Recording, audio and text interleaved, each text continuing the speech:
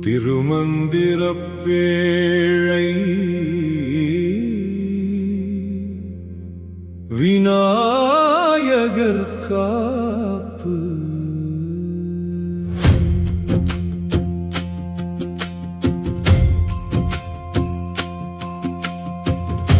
திருமூலரின் திருமந்திரப் பேழைக்கு உங்களை அன்புடன் வரவேற்கிறோம். விநாயகர் காப்பு.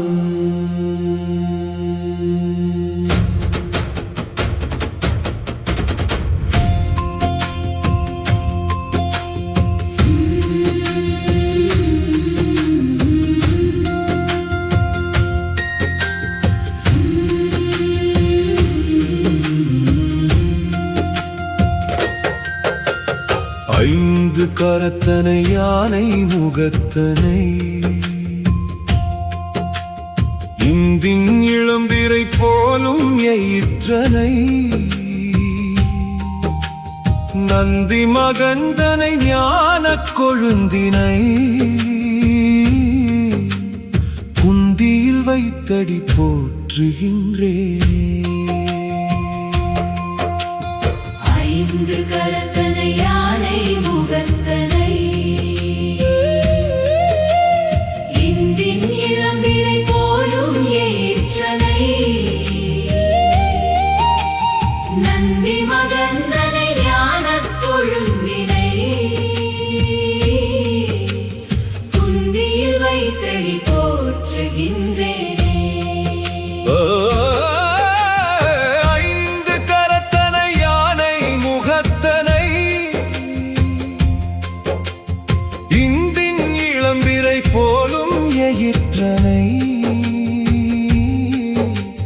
நந்தி மகந்தனை ஞானக் கொழுந்தினை புந்தியில் வைத்தடி போற்றுகின்றேன்.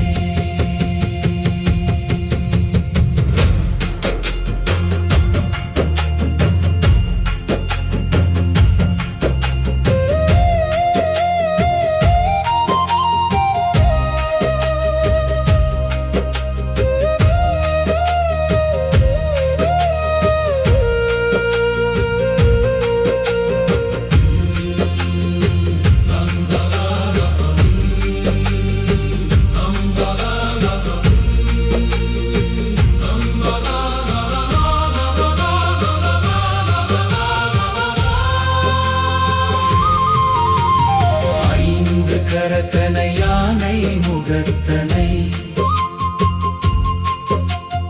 இந்தின் இளம்பிறை போலும் எயிற்றனை நந்தி மகந்தனை ஞானக் கொழுந்தினை புந்தியில் வைத்தடி போற்றுகின்றேனே. திருச்சிற்றம்பலம் திருச்சிற்றம்பலம் திருச்சிற்றம்பலம்.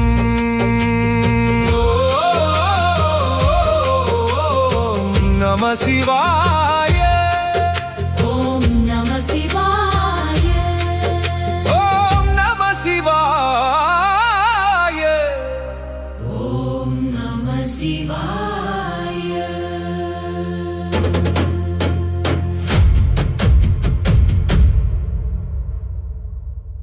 1. விநாயகர் காப்பு. ஐந்து கரத்தனை யானை முகத்தனை இந்தின் இளம்பிறை போலும் எயிற்றனை நந்தி மகந்தனை ஞானக் கொழுந்தினை புந்தியில் வைத்தடி போற்றுகின்றேனே. விளக்க உரை. விநாயகர் காப்பு தத்துவ விளக்க உரை. அன்பர்களே, திருமூலர் அருளிய திருமந்திரத்தின் தொடக்கத்தில் இடம்பெற்றுள்ள விநாயகர் காப்பு பாடலில் எவ்வளவு ஆழமான தத்துவம் ஒளிந்திருக்கிறது என்பதை இப்போது இதயத்திற்கு நெருக்கமாக பார்ப்போம். முதலாவதாக ஐந்து கரத்தனை. இறைவன் நிலம், நீர், நெருப்பு, காற்று, ஆகாயம் என்னும் ஐம்பூதங்களுக்கும் அப்பால் நின்று அவற்றை இயக்குகின்றான். அந்த இறைவனே தன் ஐந்து தெய்வீகச் செயல்களாக படைத்தல், காத்தல், அழித்தல், மறைத்தல், அருளல் ஆகிய வடிவங்களில் வெளிப்பட்டு நம்மை நிலைநிறுத்துகின்றான். விநாயகரின் 5 கரங்கள் இந்த முழு படைப்பின் இயக்கத்தையே குறியீடாக காட்டுகின்றன. இரண்டாவதாக, யானை முகத்தனை. விநாயகரின் யானை முகம் வெறும் அழகான தோற்றம் மட்டுமல்ல, அது ஓம் என்னும் பிரணவ மந்திரத்தின் வடிவமாகும். யானையின் தும்பிக்கை ஓம்காரத்தின் இயற்கையான வளைவைப் போல அமைந்திருக்கிறது. இந்த வடிவத்தை நாம் கண்டவுடன் நம் மனம் தானாகவே பிரணவத்திற்குள் இழுக்கப்படுகிறது. மூன்றாவதாக, இந்தின் இளம்பிறை போலும் எயிற்றனை. சந்திரனின் இளம்பிறை போன்று வளைந்த தந்தத்தை உடையவனை விநாயகர் தன் இடது தந்தத்தை உடைத்து வலது கையில் ஏந்தியிருப்பது ஆழமான அழைப்பாகும். நாம் நம்முள்ளிருக்கும் அறியாமையை உடைத்தெறிய வேண்டும். அறியாமை உடைந்தால்தான் உண்மையான ஞானம் கைகூடும். நான்காவதாக, நந்தி மகந்தனை. நந்தி என்பதை நம் தீ என்று உணர்ந்தால், நமக்குள்ளே ஒளிரும் யோக அக்னி என்று கொண்டால் அர்த்தம் ஆழமாகிறது.